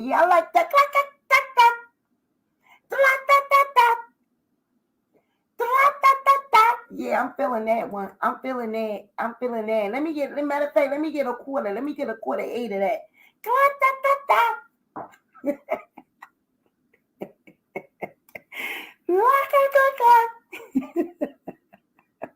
Child. Ooh, I saw this picture. I said, girl, no, you didn't. Somebody come get y'all leader. Somebody come get y'all Barb. Somebody come get y'all queen. Because this is not it. She been with this man and this is what she has resorted to. I have never seen Nikki looking like this in all my years, in all of my life. And you had the nerve to let him enter this in as evidence. Girl, you knew everybody was going to see this. You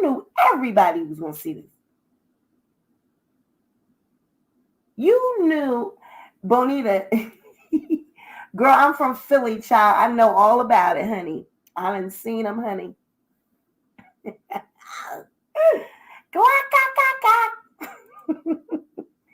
But yeah, like this is terrible. This is pitiful. Like, I feel sorry for Nikki. I've never seen her look like this in my life. And at the end of the day, you know, the struggle is real. The struggle is real. At the end of the day, I don't think she would want anyone seeing her look like this. You guys know Nikki is private. She private. So the fact that she let this man take this photo and enter that shit into evidence, and he got that look on his face. He looked like he get skied up in one eye, and the other eye looked like it's trying to go to sleep. He got the Bobby Brown lips. He looked like he would want. See, he's that type. He would want somebody to see her like that. You understand me? He's the type of man that would want to expose her because of who she is. He would want everyone to see her down and out. He wouldn't try to cover her. You know, you got men that are like that. They will take you down, drag you down to the lowest low, and expose you. They want the world to see you looking like that. Okay? Child, they look like they've been sweating. They've been up all night flicking matches. Light is on. Oh, shit. Give me some. God damn it, that's the last one. Give it to me. That's mine. You had one already. That's mine, damn it. Give me my shit. Get out of here. That's mine. Clack.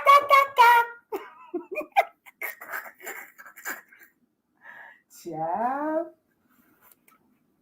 Yes, this is what it has come to, child. I see why she ain't want to go to the goddamn Met Gala. What she was gonna wear, looking like this? She is not Met Gallarette, and can't nobody tell me that they wasn't up all night smoking Newports. Somebody got a pack of Newports in their pocket right now. Somebody got a pack of Newports in their pocket right now, and I bet you it's Zoo. I bet you he got look, the pockets is dirty from him sticking his fingers in his pockets, steady putting his fingers in there, trying to find the matches. Look, and then she got them goddamn flip-flops on. Look at them toes. Nikki. Look. Girl, I'm gonna hurt you. Oh, Nikki. Honey. Oh, look at that. Oh, now, girl, I'm gonna hurt you. Girl,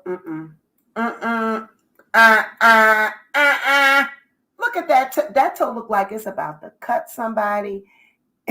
That toe will slice your fucking neck.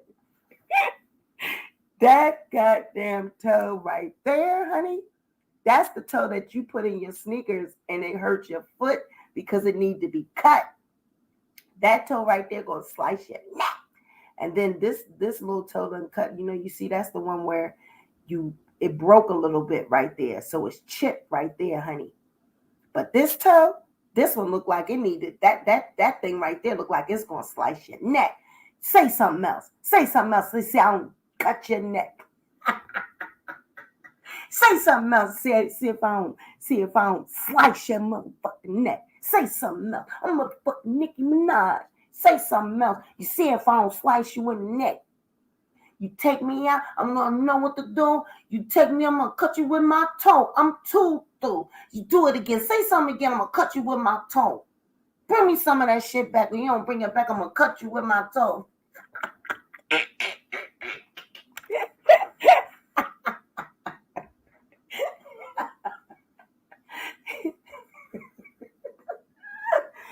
Bring me back my shit. Say something else, I'm gonna cut you with my goddamn toe. And see if I can sell these damn shit. See if anybody wants some ankle bracelets. Did you find out who wanted any ankle bracelets? See if anybody wanted any ankle bracelets. I'm sick of these. Oh no, I don't want these no more. I'm gonna give me some new ones. See if anybody wanna buy these. I don't need them. I need them down. We didn't know what to do. They took us down. We was too through. I said, you know what? I don't need these. But I need to get my money. Where's Ty? Where's Ty? So why you have me out here looking like this? Why you let me look at my feet? Child, if she see this goddamn video and she see that we done put these feet on blast, bitch, these feet are on blast. But see, all we see is Nicki Minaj. We see the top part. She don't never show us the bottom, and this is why. This is why we don't see the bottom. This is why we don't see the bottom, girl. Child. Oh! Now, right there, that's a little ashy. That's dead skin. I'm going to need you to get a pedicure, miss. It's dead. All this dead skin back here, I'm going to need you to get a pedicure. That is not Nicki Minaj. That's a goddamn body double. That's a stunt double. That's not Nicki Minaj. That's Tricky Mirage. That is not Nicki Minaj. That's Tricky Minaj. That's not Nicki Minaj. That's Tricky Mirage. Now, girl, that's not Nicki. That's Tricky. That is not Nicki Minaj. That's Tricky Minaj. Ain't no goddamn way. Look at the toenail is chipped. This one not cut. It look like it's ready to slice somebody. Say something else. See if I don't cut you in your goddamn neck.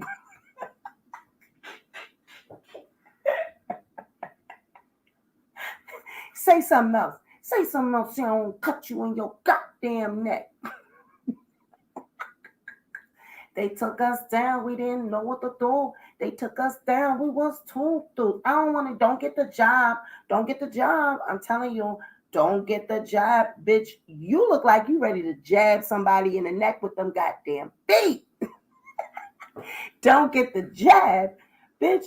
You look like you get ready to jab somebody. Bitch, I'm staying far away from you. You not about to cut me with that big toe. You not about to cut me with that big toe. Get that big toe out of my face for you hurt some. Nikki, put that up. That is a weapon. You about to hurt somebody with that. And I'm trying to figure out, and now, is that just the picture? Is that just, or is that dead skin? That's ash. All of it. It's Nikki. Now, you know you need to be ashamed of yourself. Nikki, this is not good. This is not good. Oh my God. Oh, boo. I'm so sorry for you. This is, I never thought I'd see today. This is not. Find out who wants some ankle bracelets. I don't want these. I'm going to give me some new ones. I'm going to sell these. I just need an 8 or something. I need an 8 or something. Just give me an 8 or something. Thank you. Yeah, just tell them to give me the 8 or something.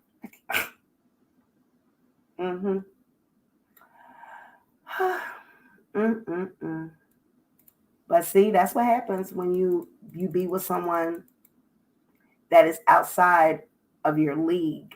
I mean, look, no body weight. She done just lost all types of weight. Nikki was thick, like no weight. I mean, it is clear. If you want to be blind, Barbs, people want to be blind, y'all gonna be blind. But this man, he's sweating. He looked like he been up all night. Why are you sweating? You in a house with air conditioner. I know this hotel is properly ventilated. I know it is. And honey, why are you sweating? And why is your mouth crooked? And what's going on with your lip? What's going on with your mustache? Did you try to see? But this was him trying to shave himself. He was all high up in the mirror, and he done just shaved this little piece, and this piece is too long. What the fuck is going on with the both? And what's going on with you? Why do you not have a shape up, sir? Why is your hair like this? Why are you woofing? Y'all look like y'all been up for weeks. Y'all not properly. Oh,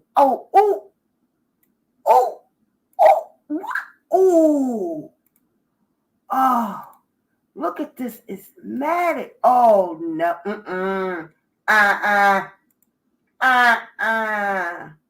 That's not Nicki Minaj. That's not.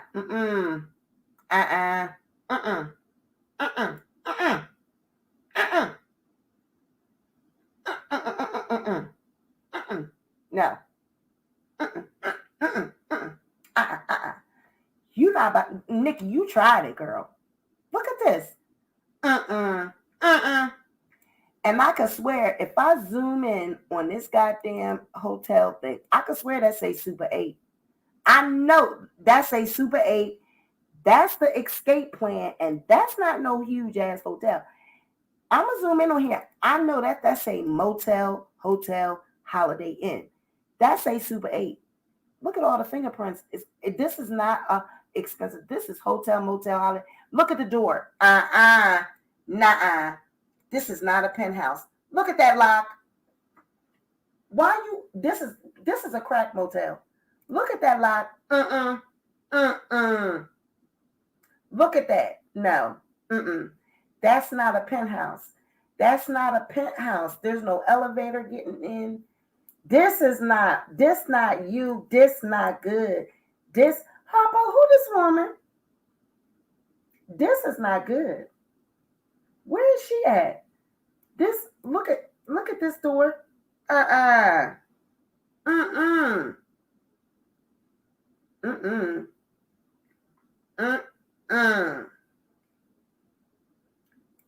No, ma'am. Ooh. I don't know. Oh, look at the hair. What is this piece? What is this piece doing?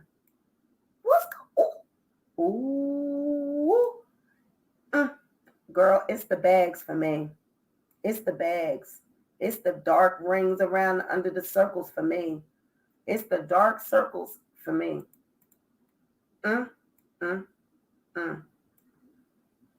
Oh, this is not. I refuse to believe this is Nicki Minaj. Get this. This is not Nicki Minaj.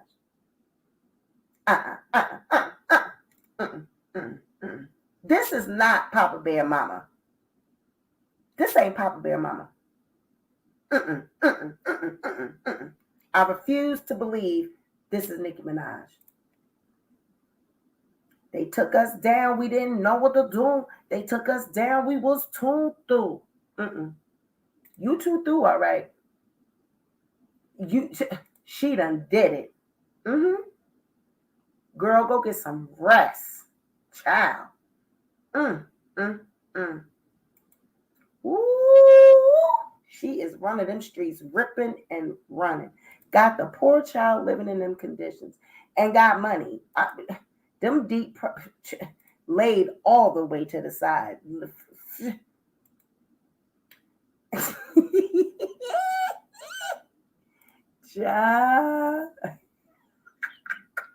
I'm going to use it as my thumbnail. I sure am.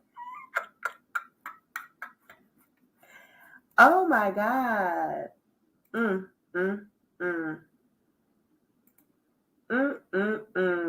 Girl, she just jumped up out the bed, ain't brushed her teeth or nothing. I know. And look, they got the air conditioner off. Now y'all sweating. No wonder why y'all sweating. Y'all got the goddamn air off. They got the damn air off. They got the air off. Look, off.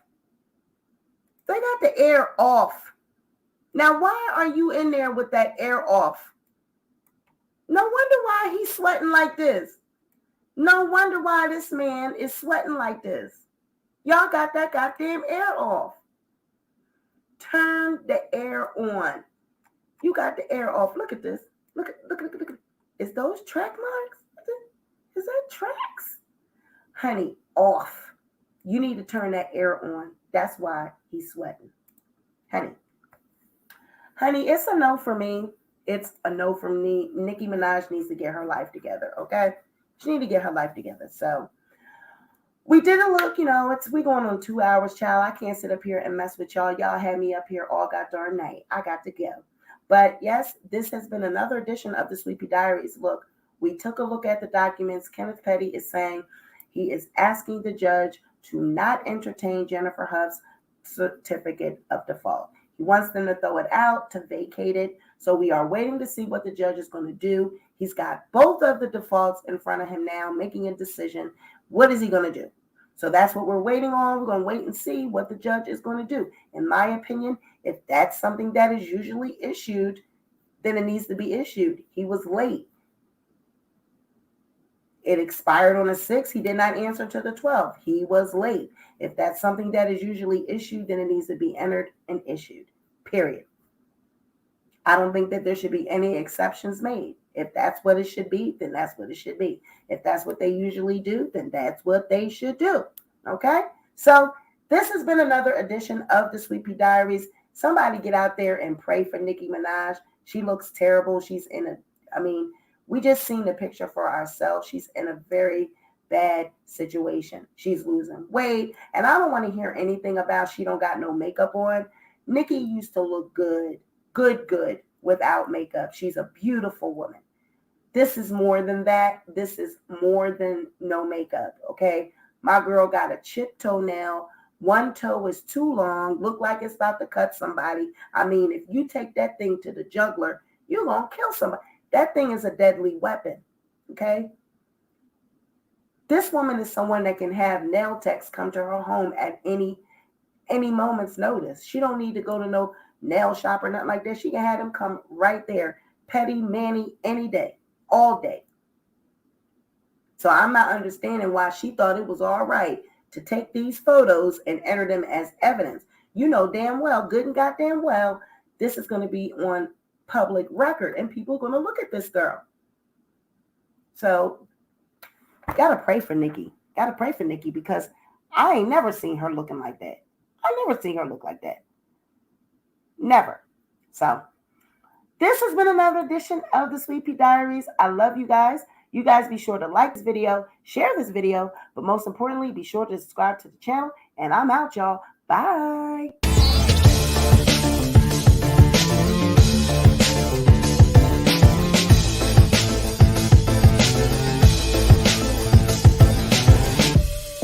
Check the mic and make sure it sound right, boy.